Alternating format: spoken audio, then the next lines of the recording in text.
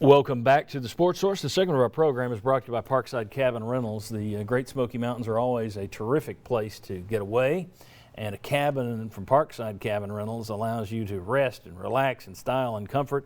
And for those of you who are now working at home and you're still looking to get out of the same old building, take your laptop and go work from a cabin at Parkside Cabin Rentals. They have all new Wi-Fi in their cabins. It's really good.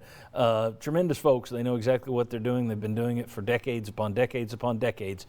Check out all their floor plans by going to parksidecabinrentals.com. All right.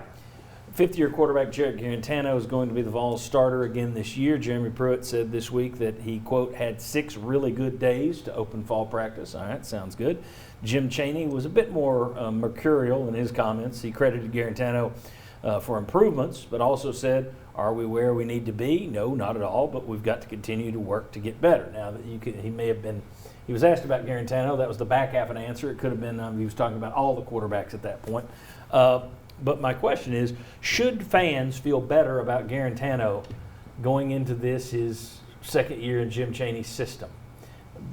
They thought last year, okay, Chaney's here, this is going to be the year he leaves the chrysalis and becomes a butterfly. Didn't happen. Do you see it happening this year? Is there reason for fans to buy in more? I'm going to say yes, but with a big dose of caution.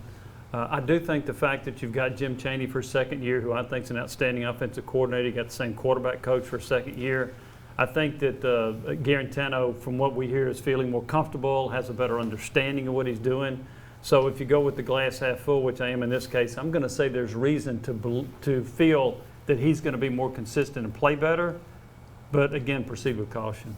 I'm going to say just a little bit, and I say that for 2 reasons. One, it's the second year thing. I think the continuity with the coaches is a big deal. Having that, he hasn't had it at any point in his career, so to have that, we don't know what impact that might have. I think the other thing is it's the kind of thing that he saw some winning last year. He actually had some success, and he's had that hit and miss throughout his career. But I think he's a more confident guy because the season ended the way he wanted it to last year. And I think the fact that he goes into this season feeling like he's a winning quarterback might make a difference too. So I think all that, fifth-year senior, maybe a little bit better, but I don't think you're going to see a totally different guy this year. Yeah, and I think it helps that he has support from his teammates and coaches through everything last year. Jarrett Guarantano had those guys standing up for him even when he was losing his job. And also that factor. I think Jarrett has to recognize that there is some kind of competition, even if he's the leader. He has seen Brian Maurer go out on the field. J.T. Shrout is a year older. So those guys pushing, Harrison Bailey's a talented quarterback there that at some point could factor in as well. Jarrett has to recognize that. All that being said, everything we say for the next few weeks, there are going to be fans that say, yeah, we heard last year, though, about how good things looked in practice. I want to see the games. And that response is totally justified. I want to see what happens at South Carolina and at home against Missouri. Games where he should play well. Should have played well against Georgia State and BYU last year, and it didn't happen. So let's see how the positive results on the practice field carry over to the game. You know, John, one thing that might help him a little bit, I think Tennessee's going to have a better running attack because I think this offensive line is going to be really good, so they might help him in that regard. So that could be a positive for him. The negative might be you don't have Marquez Callaway and Juwan Jennings. Yeah. Well, and I think, one of the concerns about Guarantano is he's always a little bit, and I shouldn't say always, he's consistently inconsistent. But when he gets into trouble, a lot of it seems to stem from the fact he doesn't seem quite sure where he's going with the football. He's a hair late in some of these decisions. There are throws where it was there if he'd just gotten rid of it a little earlier. So while part of me says, okay, second year in this system, he'll purge himself of those worries. He'll be more ready to let loose the football. Here's the problem, though. You don't have Callaway. You don't have Jennings. You got a bunch of new receivers out there. So does that get you back into that same mental issue of, I don't know exactly where he is going to be. I know how this guy ran that route. I don't know where Bayless Jones, how he runs that route. So my concern is switching over the receivers, does that kind of fuel what has been one of his issues so far, and that is slow decision making? Yeah, potentially, yes. Potentially, absolutely. That could be the concern. And I guess we'll find out, as the season progresses. But sometimes the indecisiveness is when you've had so many different coordinators and so many different quarterback coaches, and sometimes it's just inbred, and that's just the way you are. And I guess this season we'll find out.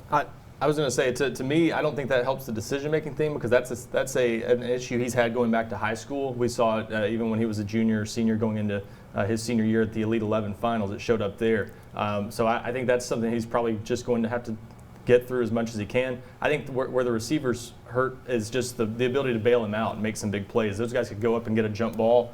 Does he have that on this team consistently to sort of make a big play when he needs one? On the positive side, we're continuing to hear good reports on the receivers, the young receivers, and how good they're looking. But again, like anything else, until we see them on the field at South Carolina, whether or not they can bail him out the way a Jawan Jennings could, Yeah. that would be a big leap Yeah. for a freshman receiver to be able to do something like that. Yeah, and not to that level in terms of plays down the field, but with Jimmy bringing up the running game, I think Eric Gray and Ty Chandler could be guys that could help Garantano in the passing game as well. And I would try to involve those guys, especially early on if you're trying to get young receivers developed and more comfortable in the offense. Gray and Chandler could be those guys. Very good. Let's keep the focus on the offense next. One of the big reasons that everyone's clamoring about the offensive line is last year Tennessee had the 2 freshman tackles. Now these pillars, these future first-round draft picks, they're going to be back at the tackle spot. There's some competition at the tackle spots. Is that a good sign or a bad sign? We'll discuss. Come on back on the Sports Source.